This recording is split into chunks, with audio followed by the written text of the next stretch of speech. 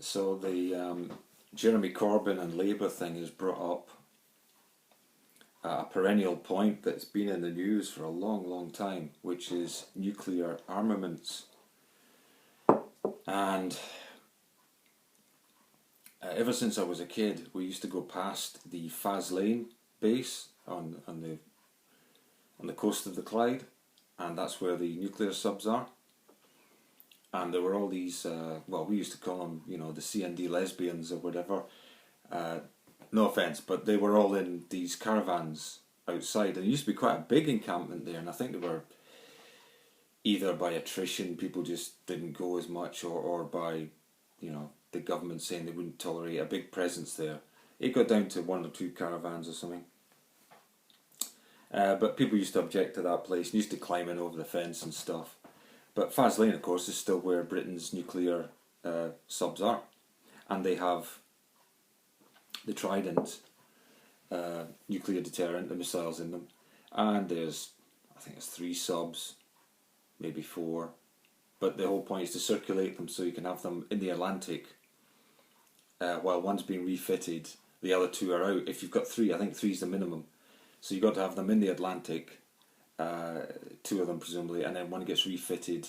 So it's a shift system sort of thing. And a nuclear powered sub that is also armed with nuclear devices can stay out for, well, it'll be more than a year. It's quite a period of time. Whether everyone on board can stand that's another matter, but the sub can apparently do this. So the replacement for Trident is being discussed because there's a vote on it coming up at some point. It'll cost about 60 billion, that was the figure that was kicked around, if you want to buy a replacement. Now, there's a couple of points about this. First of all, I'd say the obvious thing is lease or buy. You know, buy or rent. Are you going to pay the huge price for something like a nuclear deterrent all in one lump, or are you going to either borrow money or lease the whole thing? I mean, is there an advantage in us not just getting the Americans to build an extra submarine or 3? Okay, Barrow and Furness gets the business. You know, that's where they're going to build our subs if it goes ahead. But I'm just wondering if really we should pay for it. And here's the main reason I'm wondering: do you really think for a minute that we, Britain, David Cameron or some guy like that, do you think that the President of the United States, which is where most of the stuff will come from, the key equipment, do you think that that person, remember it's targeted by satellites, so chances are good we'd be using American satellites because we don't know, we don't have the coverage on our own to target a particular area at a particular time. So do you think they're going to let us fire it? Well, they might let us fire it, but do you think they're going to let the detonation occur? On our own, do you really think that Britain would be allowed to fire, for example, a missile, a nuclear missile at Moscow?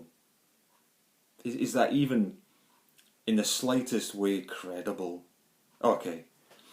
Now imagine yourselves in the shoes of the Americans, who might be supplying the key pieces of equipment, or be programming it, or, you know, supplying the satellite data, the intel as to where you were going to target it and steer it.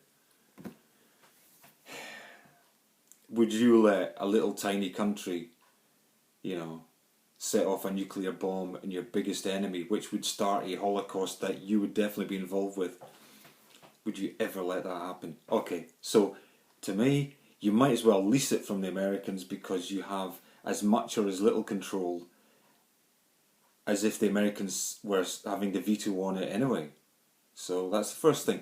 Now we're talking about maybe $1.5 billion a year, 3 billion a year, I don't know, instead of 60 billion in a lump sum that the government will have to come up with or borrow on international markets, however it's done.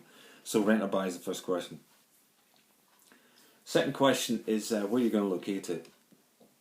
Do you have to have it in a submarine? Can't you have it in land or in silos? You know, it's always in movies, they have them in silos. I would say something about governments that I believe to be true down through the ages. They are technically illiterate, right? They really are. I don't know quite what the reason is for this, but in Britain it's particularly so. I think it's not much different than the rest of the world. So here's my point. If you have silos, right, they're in fixed positions. So surely your enemies not only would target them, but have had them in their targeting system since the time you started to build them. You can't build an underground silo 200 feet under rock and then have your missile station there with a blast-proof steel set of doors, multiple doors. You can't even, I doubt you can even plan for it without the Russians or whoever finding out. So that's ridiculous. It will be the first thing targeted. The same goes for aircraft-based type things, because they'll just blow up the airfields. They'll strafe them and smash them first with small nuclear devices or conventional warfare devices. Anything fixed, forget it. You could think about them like the Russians do. They stick things on the back of trucks. You could even manage a nuclear device on a huge lorry thing.